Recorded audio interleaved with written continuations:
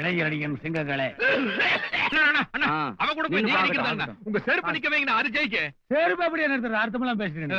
எவனாச்சும் உங்க பின்னாடி கையை கட்டிட்டே விசுவாசமா அலைவான் இல்லங்க, அவன் நிக்க வைங்க. சந்திரசேகருங்க. அமாவாசை நீ ஐயோ வேண்டாங்கண்ணா.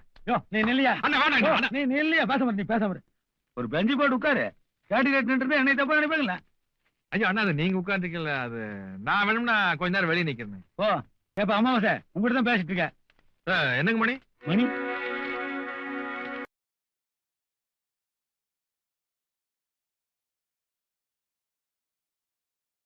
இருக்கிறார்.